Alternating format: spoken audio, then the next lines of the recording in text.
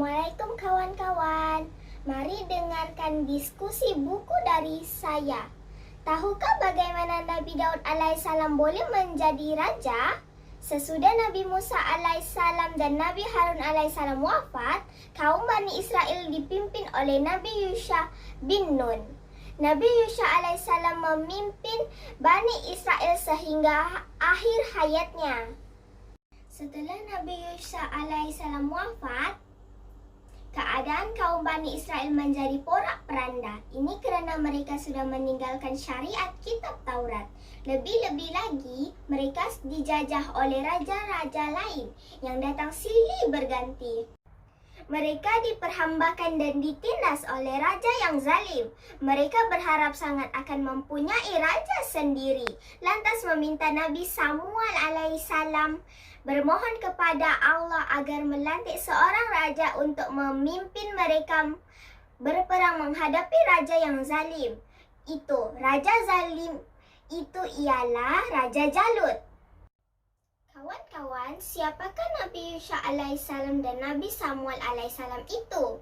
Kedua-dua Nabi ini diutuskan oleh Allah kepada kaum Bani Israel. Nabi Yusha alaihissalam pernah menemani Nabi Musa alaihissalam pergi mencari Nabi Khidir alaihissalam. Ada diceritakan dalam sirah Nabi Musa alaihissalam dan Nabi Harun alaihissalam. Walau bagaimanapun mereka tidak termasuk di antara 25 Nabi dan Rasul yang wajib kita imani.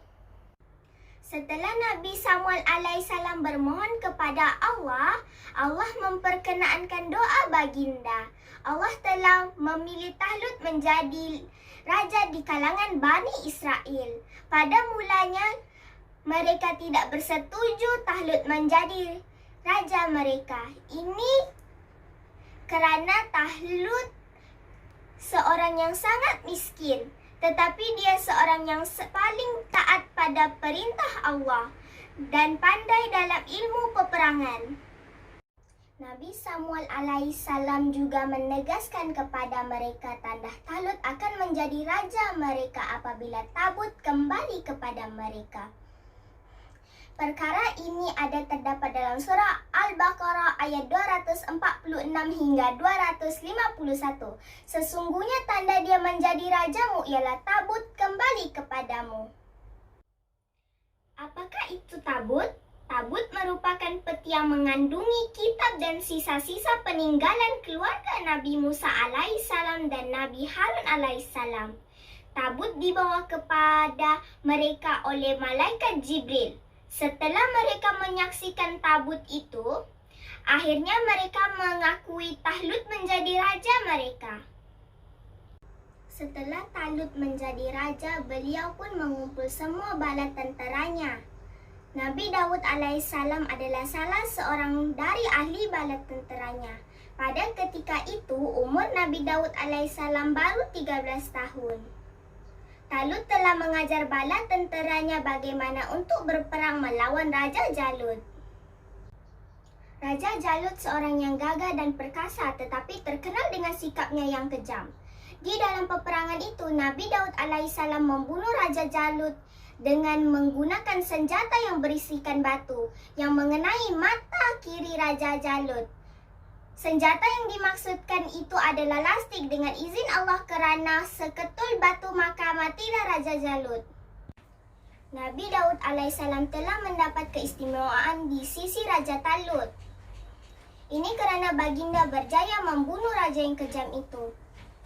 Baginda menjadi panglima perang yang paling dihormati dan menantu Raja Talut.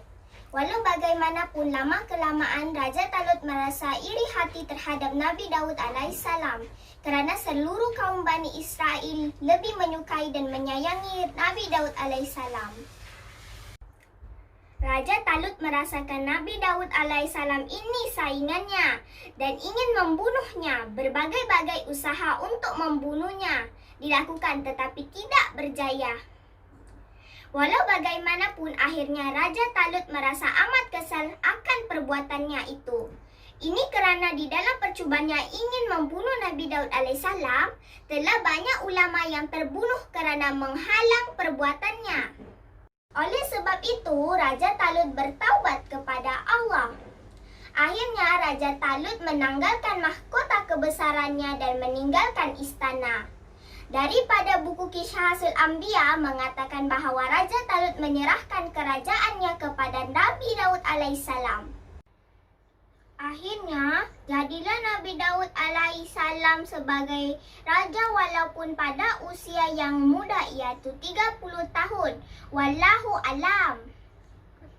Sikap tidak mudah berputus asa dan tabah menghadapi ujian nabi-nabi dan rasul-rasul ini wajar kita contohi untuk berjaya dalam kehidupan.